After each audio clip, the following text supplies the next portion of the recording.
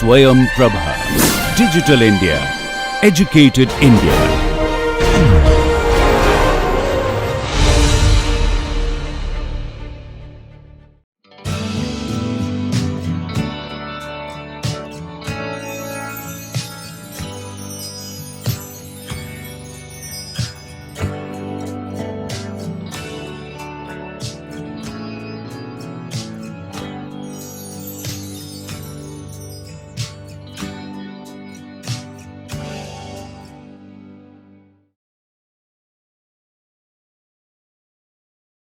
Welcome all of you this course on fluid mechanics. As you know it, we have now in the last chapters. The chapters is on incompressible viscous flow through pipes. Before starting this course, let me tell you that when starting the industrializations, the most important things is required to design the pipe networks. Pipe carries gas, the liquid. You need to design an efficient, energy efficient systems for transporting gas or the liquid from one place to other place. So these chapters, what I am going to teach you is very complex chapter, but you can understand the way conducting a series of experiments in the universities in Europe. They make it these chapters quite interesting and they solve the problems, and by the solving these problems they design efficient, energy efficient pipe networks for transporting fluid from one place to other place. Because of that, if you know, today we have a transportations of gas networks, you have a transportations of liquid from one place to other place, the water pipe network, all these design is possible because of these, the combinations of experiment works and conceptualizations. So that's the reason it's a very interesting chapters, and this is the last chapters in my series of the lectures here.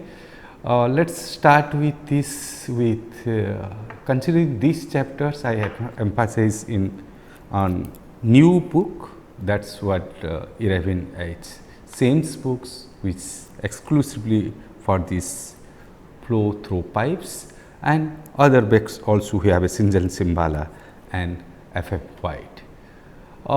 So what today I will do it again, I will repeat this virtual fluid ball concepts so that it can be used for understanding the turbulence flow, which is otherwise it's very difficult to understand what is a turbulent flow and how the turbulence are exchanging the momentum from one layer to another layers. So I'll introduce again virtual fluid balls, then we'll talk about the difference between laminar and the turbulent flows, and we also will talk about how these mass momentum flux transported from one layer to another layers, and the time average concept, that what we will also discuss it. Then we will go for the head loss in pipes, and followed by the experiments what is conducted to simplify this energy losses part by conducting a series of experiments with commercial pipes or sand roughened pipes. That what we will discuss thoroughly. After that we will have the summary. So today we will start from virtual fluid ball concepts. Let's before that, if you look at this turbulent flows, okay, most of the places we will have the turbulent flow. If you look at the conditions of very high Reynolds numbers, you can show this turbulence phenomena, the hotspot of the turbulent structures, what is going on. Exactly same way you can see the turbulent structures, what it happens when you have a waterfalls. Okay. So, you have the transitions, then highly turbulent zones, then you have a low turbulence zones and the high turbulence and the low turbulence. Very close to this could be the laminar conditions. So, most of that means you can see it these natural conditions where you have a transitions, high turbulent zones and low turbulent zones. So, we will try to know it how this turbulence playing the role for energy dissipations, mass transport and also the momentum transport mechanisms. Now, coming to the virtual fluid balls. As I said it that earlier, we are looking to conceptually the fluid mechanics, considering there are series of the balls are moving from one place to other place. If I have a different fluids, I can have a different color of the balls, different size of the balls, different mass of the balls. So, that is what we discussed earlier, but this part today I will emphasize that when you have a turbulent flow, mostly you can imagine is that these fluid balls are going to disintegrated or integrated depending upon this turbulence behavior.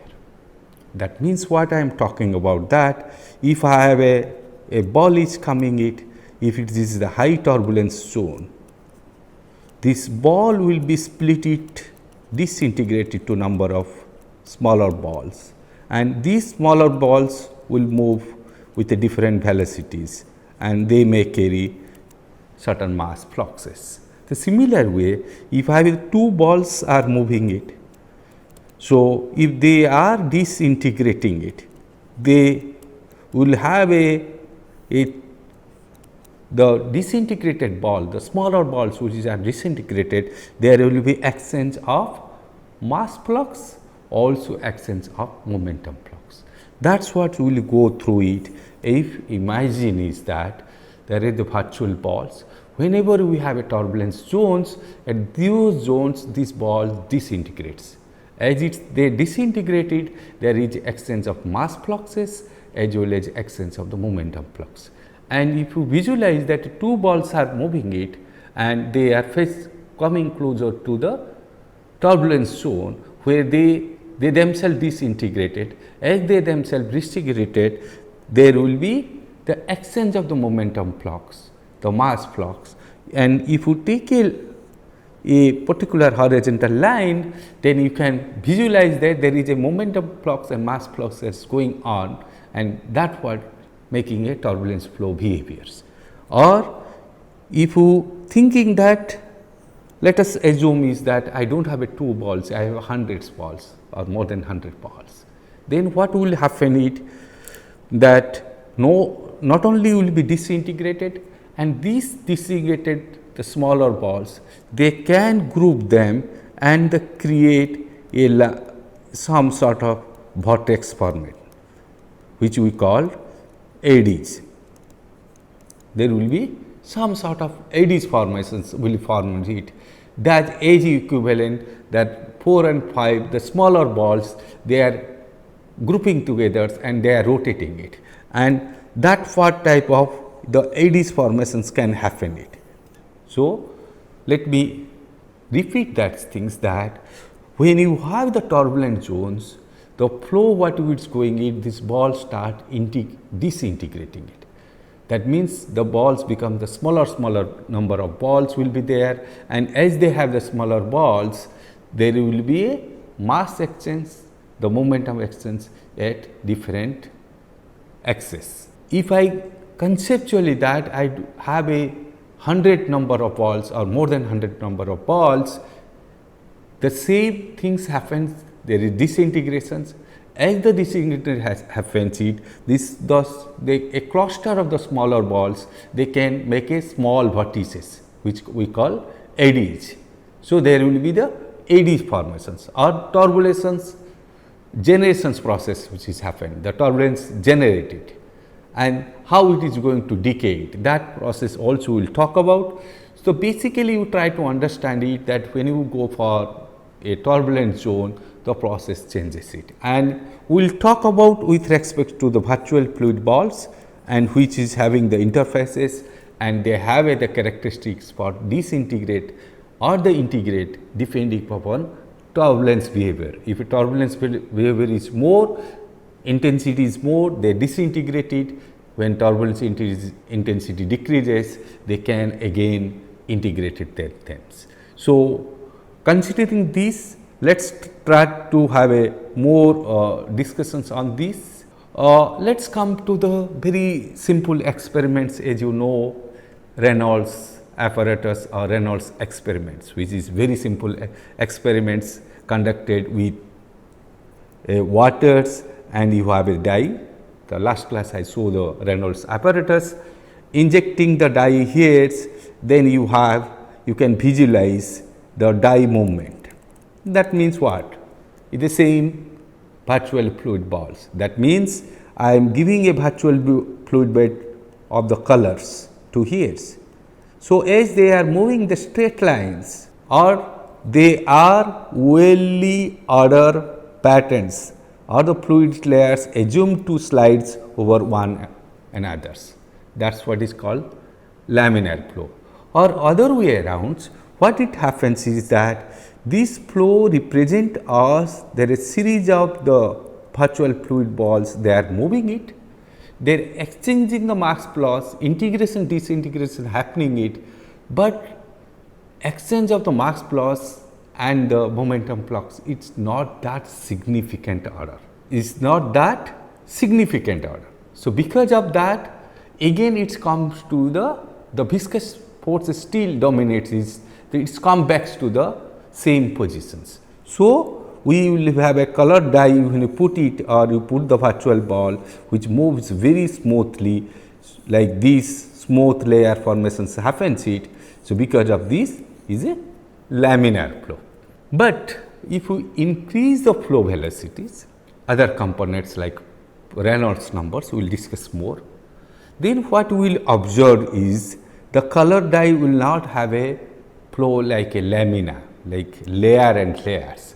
There will be try to go deviate it, again deviate it, again deviate like this.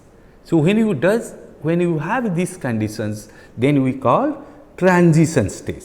That means what it happens?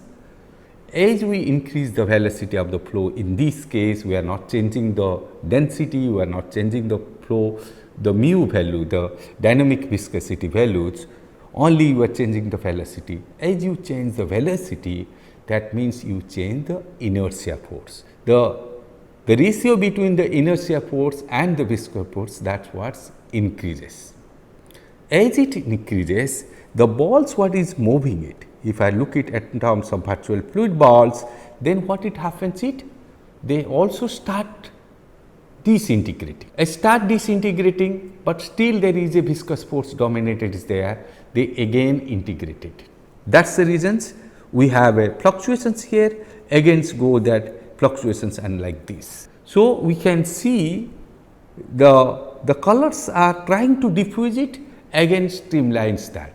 So, in this is the processions, then we call transitions flow. So, that regions is intermediate of laminar and the turbulent flow, which consider is a unstable type of the flow, because it occurs for a very smaller range of the Reynolds numbers. So, that is what is unstable type of that. Then we have the turbulent flow, okay, which many of the textbook is called chaos flow, it is chaotic process is what it happens it. But let us try to understand many of the process in nature process also behave like this, okay. It is not only the turbulent flow, we need to have a mathematics to understand this process. As a undergraduate courses, I am not going to that levels, I am to simplify you to learn the fluid, the turbulent flow as a virtual fluid ball motions. I am not going beyond a mathematical treatment of turbulence flow, what we generally do for postgraduate students. That is what I am not going for, that if you looking for the turbulent flow is achieved when fluid undergoes irregular fluctuations and mixing. That means what it happens is that when you have the color dye you put it, so it start having very irregular motions, okay. If is that, what it indicates, if you in terms of virtual fluid balls, they start disintegrating it. They start disintegrating it. So, as there are 100 balls are moving, they are disintegrating and all the things. So, you start having a irregular fluctuations part. That is what we will go more details that what type of happens it. Okay. So, basically when you talk about the laminar flow, it is irregular molecular motions, macroscopically well ordered flow, but macroscopically it is a fluctuating velocities superimposed with well ordered mean time average flow. What do you mean by that? We will go more detail on that. Now, if you look at that, when did these transitions happen from laminar to turbulence zone, laminar to transition zone? That what we call the critical Reynolds number. The transitions, the threshold of the Reynolds number, that what is changes from laminar to transitions and transitions to the to turbulent flow. If you look at that, the Reynolds conducted series of experiment on that for different type of diameter of pipe, different fluid properties like different density, the dynamic viscosity. Then what he found it, if you compute the Reynolds numbers, which is the ratio between inertia force by viscous force, that means rho v d by mu.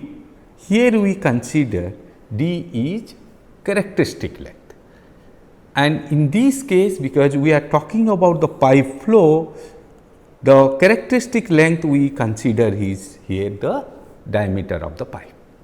So, the Reynolds number in terms of diameter will be rho is the density, v is the average velocity, and the d is the diameter of the pipe, and the mu stands for dynamic viscosity of the fluid.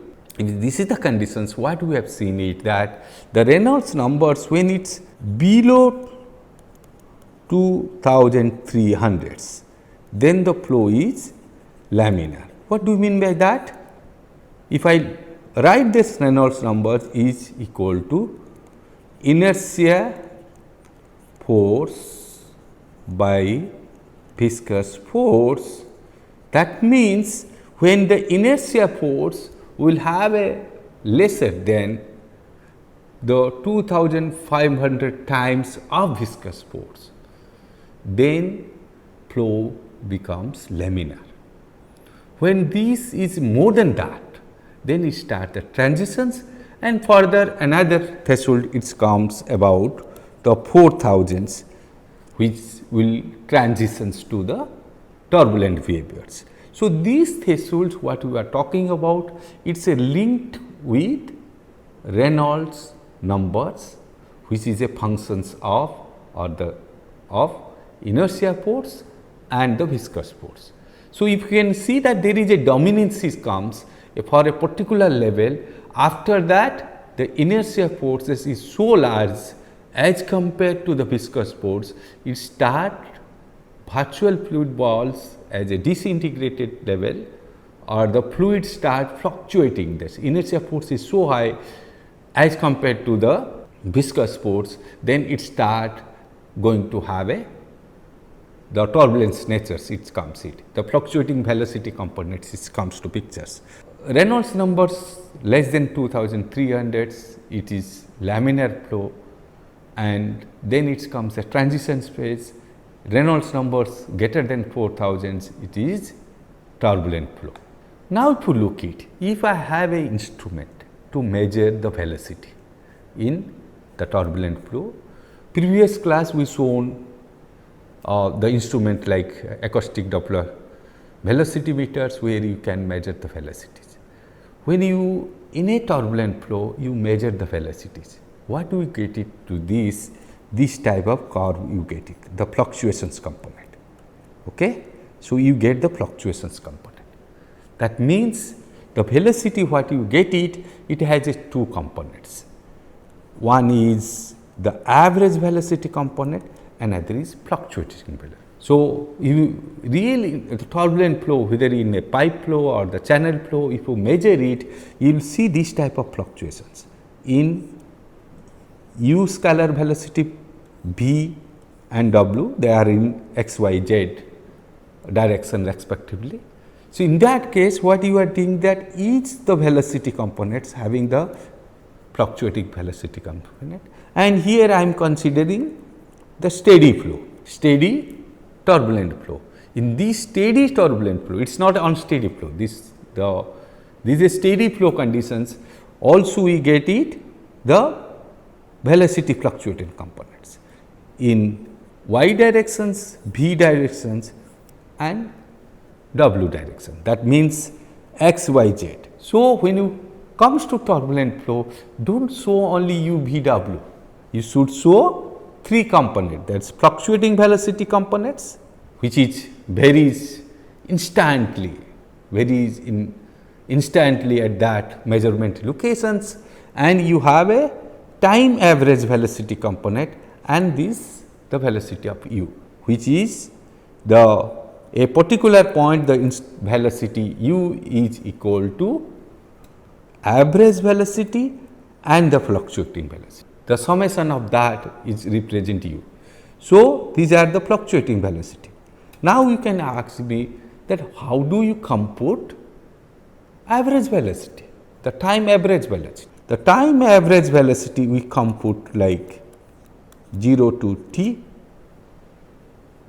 into u and dt. That means, we time average or time integrated the velocity component, we integrate over the t domain and compute it what is average velocity. To know it, if there is no fluctuations components, the average is the velocity is going on, time average, this is called time average velocity component. Then what is that? Plus you have a fluctuating component. If you look at this, if you just look at any of census data, also fluctuates like this. Daily to daily, if you look the census data, the economy census data, most of the shareholders they look it, they also fluctuates that. So, many of the process when you try to understand it, it has a average behavior and the instantaneous fluctuating components. In nature we get it similar way, in a turbulent flow we have time average velocity component and the fluctuating velocity component. Now, if you look at the physically or the conceptually, if I have a 2 balls which are disintegrating, because their inertia forces is much larger than viscous forces, what is happening in the fluids. If that is the conditions, as I said it earlier, it will be disintegrated. As it disintegrated, you will have a mass flux change and the momentum flux change. Those quantities can give a additional mass components. If you are looking at the layer level, additional momentum flux component. Those things will detail we discuss it. So, that way again I am to summarize that in case of the turbulent flow, we have 2 components. One is a time average velocity component, another is fluctuations velocity component, as similar to if you look at a economy data with a census data, all behave like these behaviors, because there are different process works at the different levels. Now, if you look at, if I consider is that there are 3 velocity components, okay, in x, y and z directions. If I have 3 velocity component, if you wish to compute it, how much additional mass flux is going on? Additional mass flux due to the fluctuating u dash component in the x direction per unit area. All these components were per unit area. Then as you know it, rho u dash, you will get it. So, this is the mass flux is coming as a fluctuating velocity is there, or we can try to understand from this after the disintegrated, that component of the disintegrated virtual balls is giving a additional mass flux in the x directions. That what will be the density times of velocity. That is what you will get it. Similar way, you can have a y direction and the z direction. This is what we are talking about additional mass fluxes will be there because of. We remember that this u dash component, the fluctuating velocity component, can be positive directions or the negative directions. It can move in any of the directions. So, that means mass flux can go out or come in it. Okay. You can try to understand it. A mass flux, if you are computing in a particular layers, can come in or go out depending upon the directions of u dash.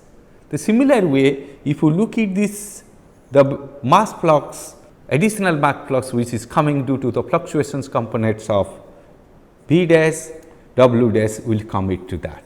But same way, if the mass flux is going on in area, so you will have momentum flux, that mass flux into velocity, and this momentum flux, because of u fluctuations, you will get in x directions, y direction, z direction. Having this 3 velocity component, you have a momentum flux, that is due to only fluctuations component. Due to the disintegrated of the virtual fluid balls, their additional momentum flux is coming in, and that has a 3 components, x and y, z directions, because of the fluctuating velocity component which generated the mass here and the corresponding momentum flux. Same way, we can find out what could be the momentum flux due to the fluctuations of v dash in the x directions and the y and z direction. So, you can write these components very easily, just you look at the notations, you keep it track of that, the notations. Because of that, I always advise you to draw this type of axis, then you write the u dash v dash component and rho u component, dash component, and all you write it, and then you can understand it. There is a mass flux is coming, momentum flux is coming, and all. So, but here also, because we are not worried about the fluctuations components at that instantly, we look at also a time average concept. So, same way we are giving this the bar to represent these are time average momentum flux. Okay. So, you can write it, if there is a momentum flux, there is a force or the trace components are there. So, we will discuss that in the next class in terms of afferent trace components.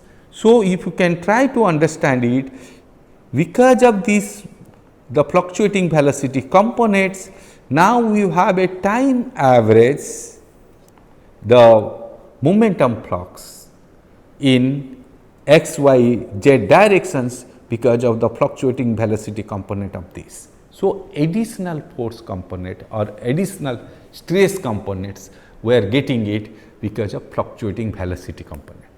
So, that is the reason if you have a steady laminar flow, the steady, it does not change with the time, you can see the velocity and the time will have a more or less constants, it is a steady flow.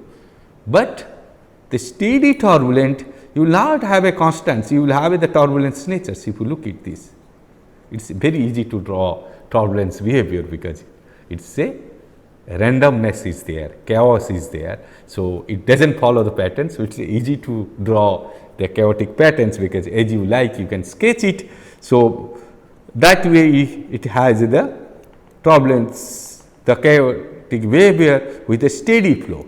But if you have an unsteady flow, that means velocity varies with respect to time, your time average velocity is varying it, and over that you have a fluctuating velocity component. It is quite interesting. So, this is a unsteady turbulent flow, this steady turbulent flow, this is steady laminar, and already we discussed it because of these fluctuating velocity components, how much of momentum flux is there, what is the mass flux is there, and this change of the momentum flux which indicates for us there is changes force components, or as equivalent force per unit area is a stress component or afferent stress component. We will revisit it again to give it more time to you to think about this turbulence behavior, because if you understand the turbulent behavior, then really you will appreciate the fluid mechanics. That is my job, you to revisit again turbulence, again talk about the same things with again in a repeating way. Now, if you look at the next levels, if you talk about that, what it happens in turbulence, that if you look at that, I have the pipe flow, I have the pipe flow, and I know is very well is that the no slip conditions happens near the wall. That is what we studied in the first class. So, once you have a no slip conditions, when you have a no slip conditions, then what it happens is that you will have a velocity is equal to 0 and velocity is going to increase from this place. So, as the velocity increases, then what it happens, because this is turbulence nature of the flow, there is a generation of eddies. As I said that in terms of virtual fluid balls, the fluid balls are goes as disintegrated and they group themselves, they create the eddies, okay, which is not visible by naked eyes. Okay, don't think it that these are all conceptualizations. So, when you have this the eddies formations, these eddies becomes bigger and bigger size, bigger and bigger size, that is what is happening. Okay. But they are the low frequency component. Then they disintegrated into a smaller eddies. Okay. The number increases, the high frequency component, the number of the smaller eddies much larger. But when the eddies are smaller, then you have the viscous components which reduce it and dissipated the eddies formations. So, that means always a energy cycles is goes on, like you have a very high flow, the turbulence generated, it generate the large eddies, then again it split it into the smaller eddies, the smaller eddies again dissipated it due to the high viscosity zones. So, there are the zone of turbulence generations, they are decaying it, energy cascading and the dissipations. So, we are not going more details as I said it earlier, but try to understand it. When you have the turbulent flow, your energy dissipations, the mass flux computations, the momentum flux computations, because of the fluctuating velocity components, we are getting additional terms and which are very complex process. If you have a very complex process, only options is left to us that you conduct series of experiment and you simplify the flow problems. That is what it did it in Europe in early industrialization periods. So, what they did it that to design these pipe systems, like for examples, we have a water supply systems. Okay. So, if you have a water supply systems, there could be a source and there could be the pipe network to different locations. There will be, you can imagine it that can have very complex pipe networks supplying to water to different locations. How to design these pipe networks? So, now it is coming in that we can find out how much energy losses or the head losses in a pipe flow systems. If I know the how much of energy losses here, how much of energy losses here, how much of energy losses here, then I can quantify it, the energy availability at different points. That energy availability will give us the flow is coming or not coming. And that is what we do it. This is quite analogous to your power transmissions, electrical power transmissions line, similar way, but here we are talking about the head losses, the energy losses in a pipe network or in pipe flow. Now, come it to that. So, you need to do the experiment to quantify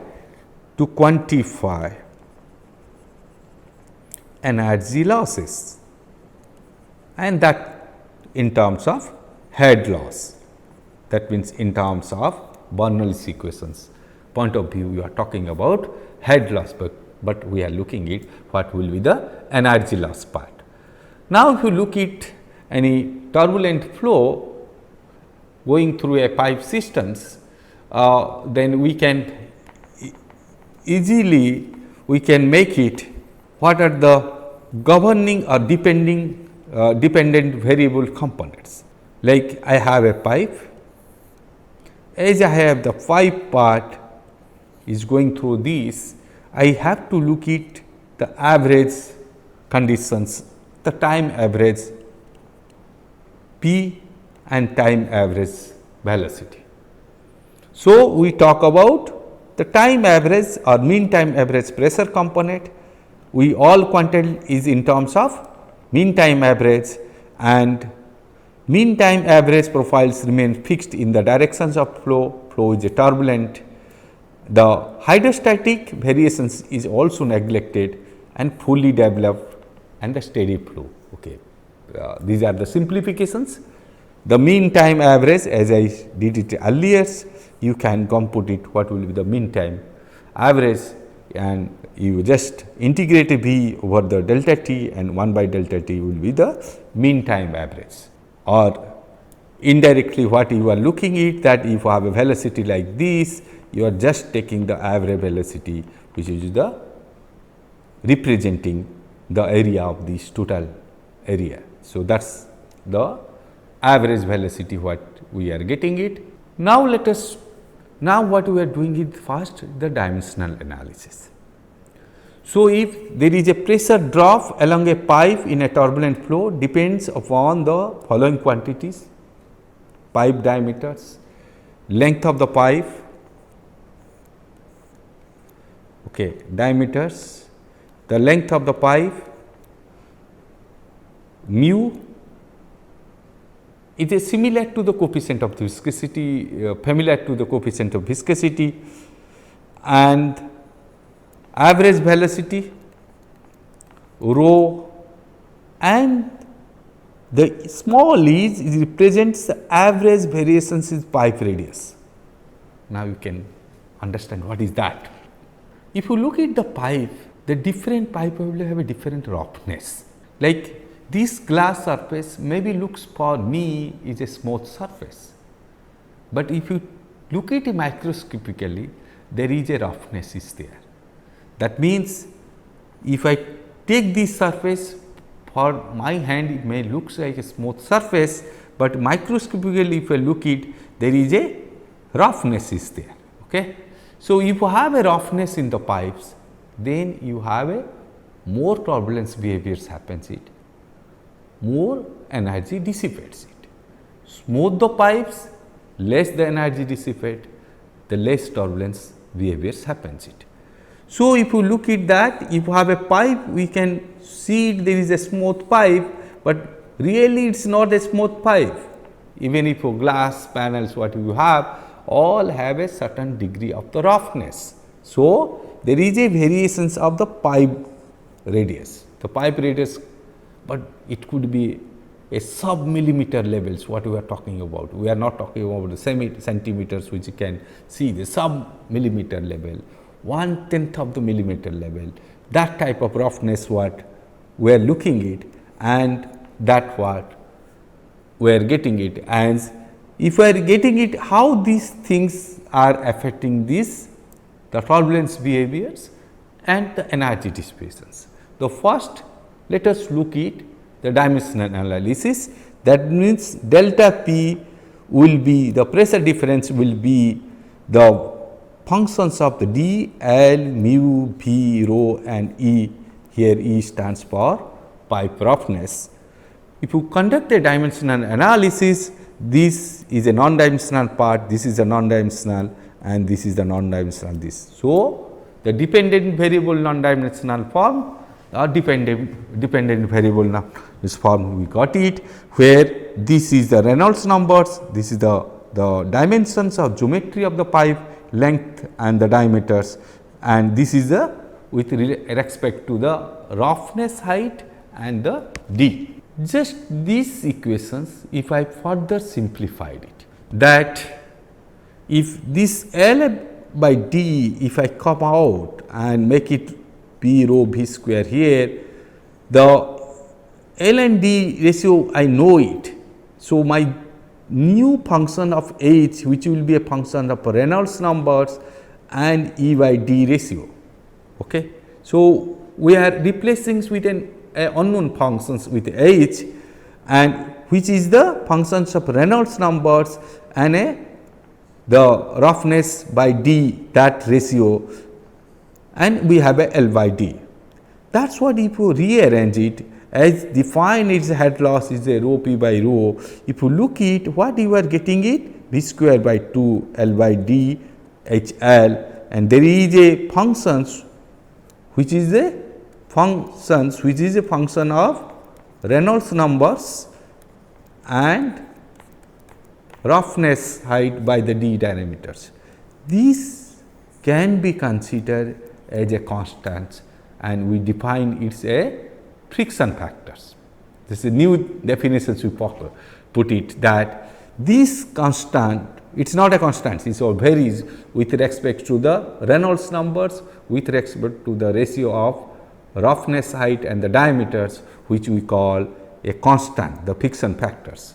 Because for particular flow systems, you know the Reynolds numbers, for a particular pipe, the type of the pipes, we know this, the roughness height and the D, and since these are known to us, if I conduct a series of experiment in terms of Reynolds numbers and in terms of the roughness height D, we can compute it, or we can get it, the friction factors. That is what it was done in earlier to conduct a series of pipe flow experiment to find out these functions, the F functions in terms of the Reynolds numbers and mu by D. So, if you know these functions, then the head loss, which is the Darcy-Weisbach formula, is this part, which is simple part. Okay. It is easy to remember it. Is that the head loss will be the one is a friction factors L by D V square by 2. Okay. This is some sort of kinetic energy per unit mass. L by D is a geometry factors, and you are multiplying with F. So, you try to understand the head loss is a function of a friction factor, L by D V square by 2 is the kinetic energy per unit mass, L by D is the geometry factors, then F is your friction factors, which is a functions of Reynolds numbers and E by D. So, if I know these functions, I can easily compute it how much of head loss will be there. So, that is the reasons that a series of experiment was done by Nikodos's experiments for laminar and the turbulent. Series of experiment they conducted for this. Okay. For the laminar flow, what it is found it, the friction factor is just a inversely proportional to the Reynolds numbers, and the constants becomes 64. This is experimental finding with conducting a series of experiment in pipes in a laminar flow. It is found to be the F and the Reynolds numbers in terms of diameters have a inversely proportional, and that proportionality constant is the 64. Okay. So, this is experimental data, and since in terms of Reynolds numbers, so it can valid for any of fluids, that is not a big issue. Now, we talk about the Nikodos's data for artificial roughening pipes, which he conducted a series of experiments, and this x axis if you look it is a Reynolds numbers, and the y axis is a friction factors, the Reynolds numbers in a log scale. Okay. So, if you can look at these Reynolds numbers in the log scale, let us interpret this data.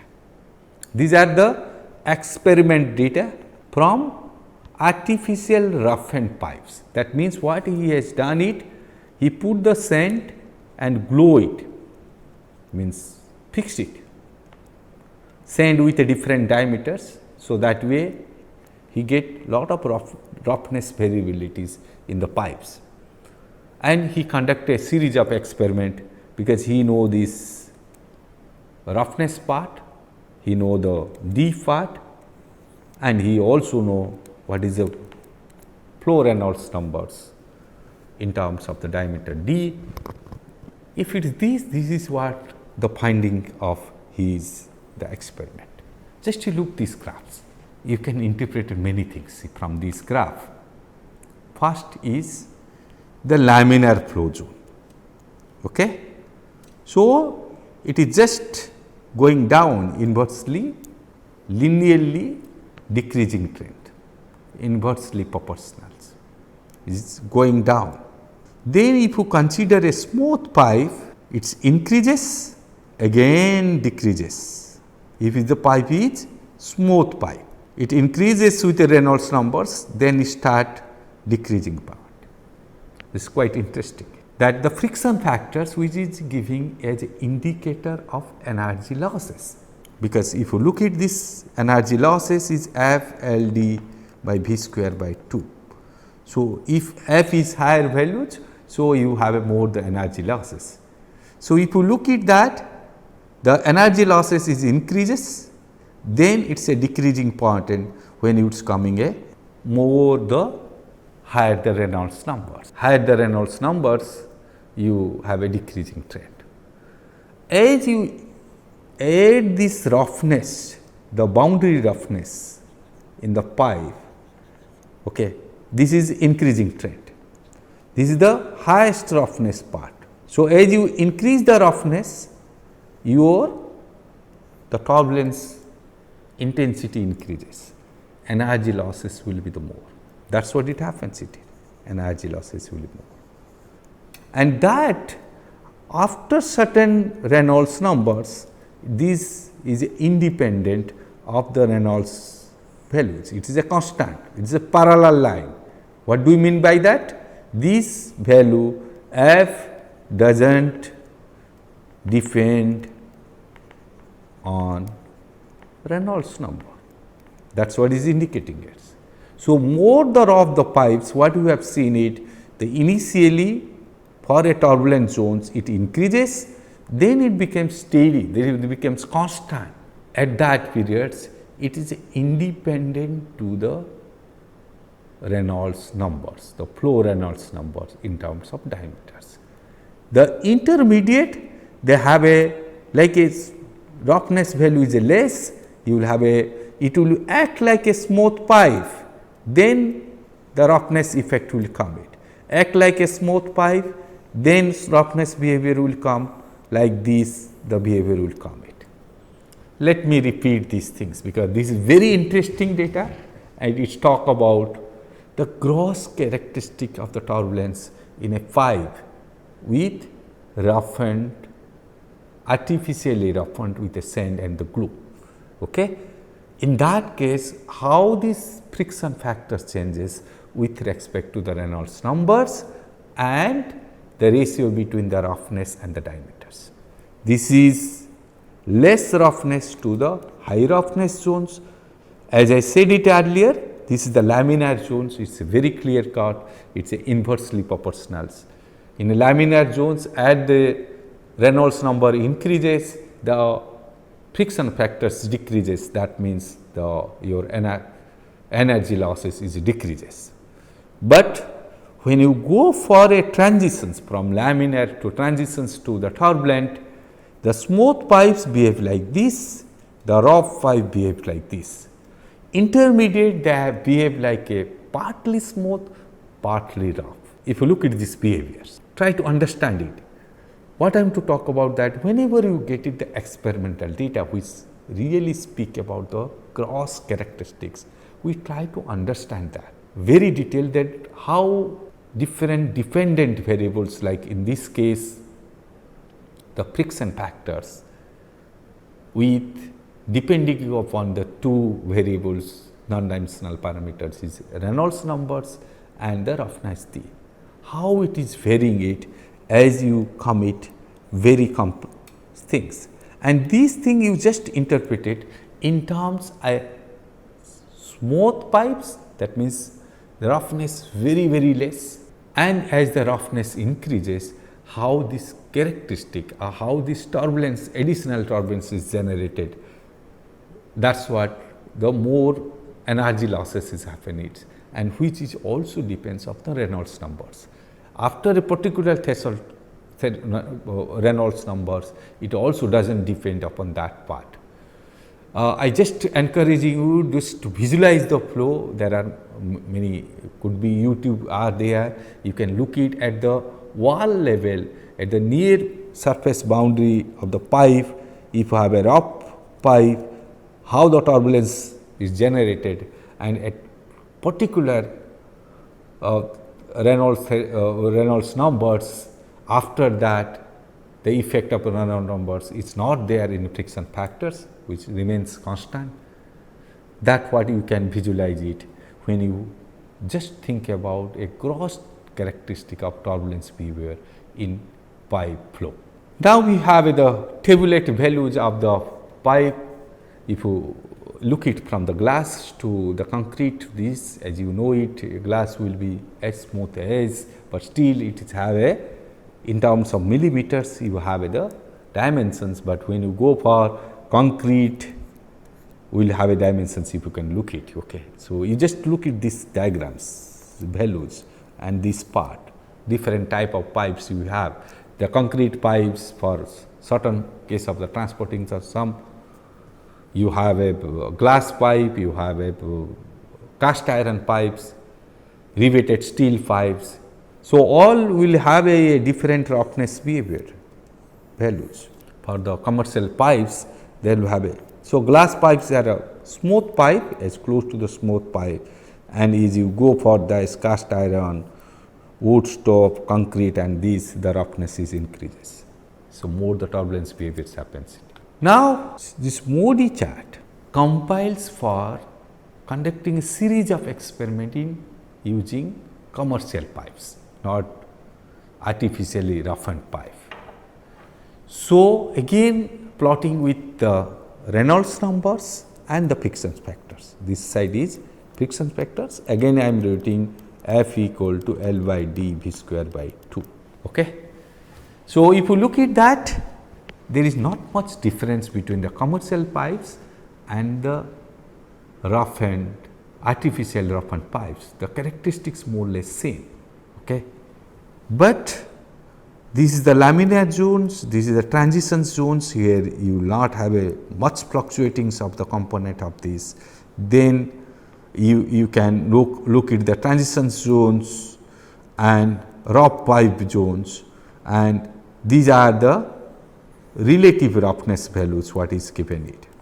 So, if you try to interpret it the similar way, but here we have divided for the different roughnesses that.